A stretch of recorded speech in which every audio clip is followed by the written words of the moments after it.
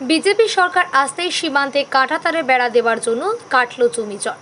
৪৫ দিনের মধ্যেই জমি হস্তান্তরের সিদ্ধান্ত। খুশির হাওয়া মালদহ জুড়ে। জমি দিতে রাজি মালদহের কৃষকেরা।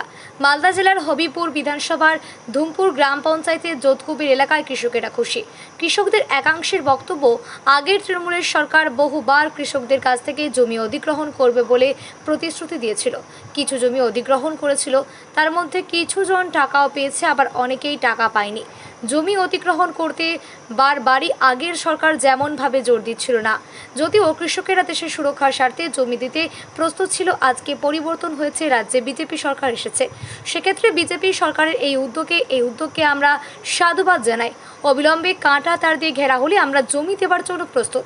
কাঁটা তার না থাকার ফলে বাংলাদেশি দুষ্কৃতীরা আমাদের জমির ফসল, পাম্প, মেশিন সব চুরি করে নিয়ে চলে যেত। সেক্ষেত্রে এই কাঁটা তার হয়ে গেলে আর বাংলাদেশিদের দুশ্চিন্তাদের অত্যাচার আর সীমান্ত হবে না। পাশাপাশি আমরাও সুরক্ষিত থাকব। আমরা জমি দেওয়ার জন্য প্রস্তুত।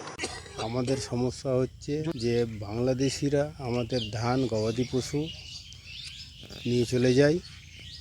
কাঁটাতার হওয়ার জন্য আমরা খুব খুশি হব যদি কাঁটাতার হয়, যাতে বাংলাদেশিরা যাতে প্রবেশ করতে না পারে আমাদের ভারতে।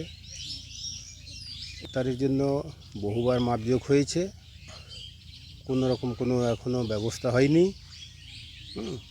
তাই আমরা চাইছি যাতে কাঁটাতারটা খুব তাড়াতাড়ি হয়।